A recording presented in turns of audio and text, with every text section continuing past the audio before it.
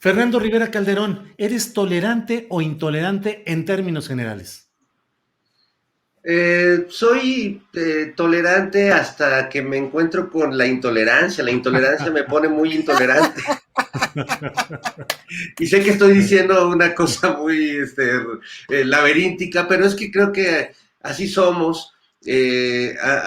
Yo aspiro a vivir en una sociedad donde se respeta al prójimo, donde si uno toma la palabra, los demás respetuosamente lo escuchan y rebaten a esa idea. Es decir, pues yo de repente siento que vivo en un mundo que no es el mundo en el que vivo. Y, y, y de repente me enfrento a situaciones cuando voy en la calle, cuando voy en bicicleta, ¿no? Cuando un automóvil me echa el coche, o cuando yo voy manejando y un tipo también se me arroja con su automóvil o un camión, los abusos cotidianos en la calle, ¿no? Todos con su cubrebocas y un tipo de pronto escupe delante de todos en la banqueta y arroja ahí todas las cepas del virus. Entonces, eso, o los discursos de odio que ahora se normalizan en pos de una supuesta libertad de expresión que es absurda, ¿no? Y que se ha debatido durante mucho tiempo que la libertad de expresión termina cuando el que está expresándose está incitando al odio, a la violencia, cosa que en México sucede todos los días en voces de algunos personajes muy célebres, ¿no?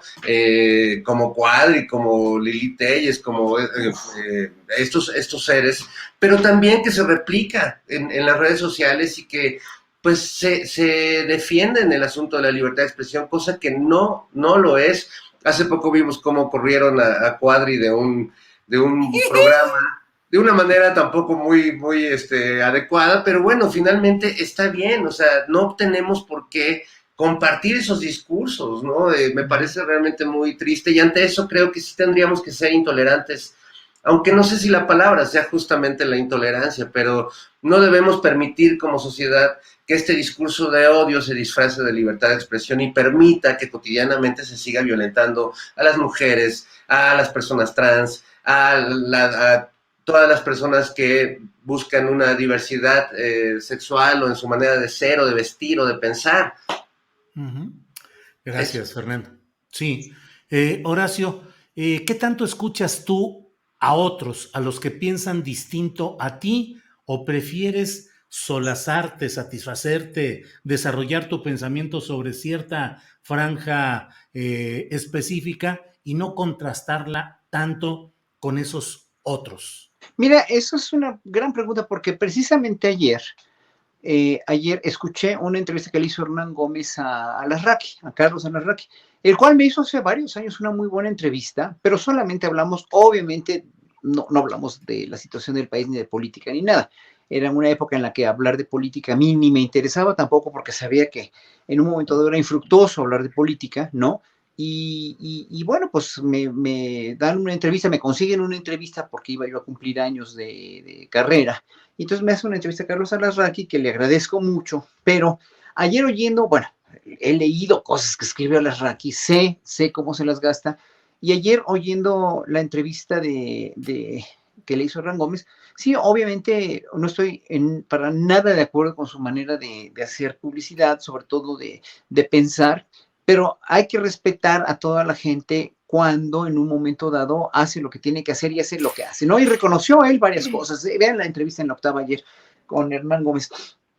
Eh, sí, digo, obviamente nunca voy a coincidir con él en la manera de pensar, sobre todo sobre el gobierno, sobre la política, sobre cómo ponderar o publicitar a políticos, lo cual se me hace en todo el mundo, no nada más en México, muy mezquino y muy total y absolutamente manipulador, es en verdad mezquino, ¿no?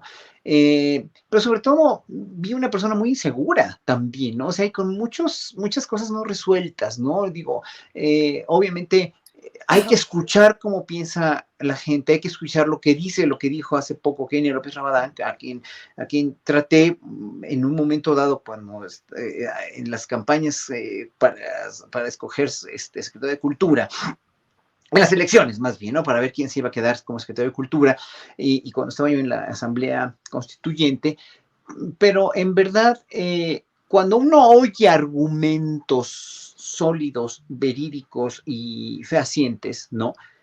Tú tienes tela de dónde cortar y tienes tela para hacer una dialéctica, para efectuar en términos dialécticos, una discusión respetuosa, lo cual es muy bueno cuando escuchas cosas que sí valen la pena, pero cuando escuchas insultos, cosas sin razón, difamaciones, calumnias, mentiras, injurias y todo lo que se le llame falsedad, todo lo que sea falso.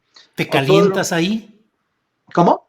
¿Te calientas ahí? ¿Te No, enojas? no, no, pero simplemente no trato ya de no oírlo, porque es muy cansado estar escuchando siempre puras mentiras, puras cuestiones que no son en verdad ciertas. Entonces, cuando te vas a fuentes de información donde ponen, como la tuya, como donde Marta Bárcena pone ayer los puntos sobre las IES, donde a los periodistas hacen una entrevista, por ejemplo, a Santiago Krill o a quien sea, y pone los puntos sobre las IES de una manera objetiva y respetuosa, sobre todo eso, el respeto, sobre todo eso, como dijo bien Fernando, no el insulto, no la calumnia, no nada más decir por decir, ¿no? O sea, cuando oyes lo que dice esta dentista, por ejemplo, que es la antítesis de López Gatell, la némesis de López Gatell, y dices, bueno, es que, o sea, no Sí. entiendo por dónde va la cosa, ¿no? Y es ahí donde dices, no los quiero oír siempre porque finalmente el día que tengan un argumento sólido los voy a escuchar y de veras los voy a respetar más. El día que tengan un argumento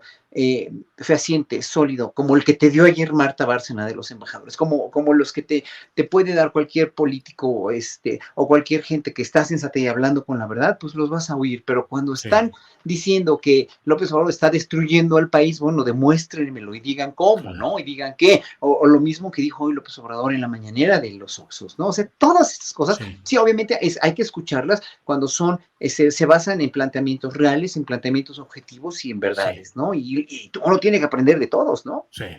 Bien, Horacio. Luisa, ¿hablas sola o procuras hablar más con los demás?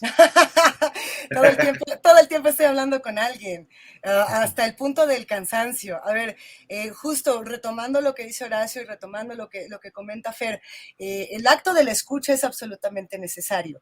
A mí lo que me importa mucho es saber qué es lo que estoy escuchando. O sea, siempre que quiero escuchar y que quiero hablar, quiero saber con quién estoy hablando y qué voy a escuchar. Por ejemplo, ahora con esta conversación que tienen de la Suprema Corte, ¿no? Y de estas leyes justamente para poner en los medios de comunicación si lo que estamos escuchando son opiniones o si son argumentos, análisis, hechos, etcétera. Creo que es importante de pronto tener ese tipo de diferencias. Por supuesto que el tema es polémico, ¿no? Pero, a ver, si yo voy a hablar con alguien, necesito saber qué es lo que me va a decir. Si me va a dar una opinión, no sé cómo responder a ello, porque a lo mejor pues es tu opinión y tan, ¿no? Si me vas a dar argumentos, entonces ahí ya podemos comenzar a dialogar con hechos y demás.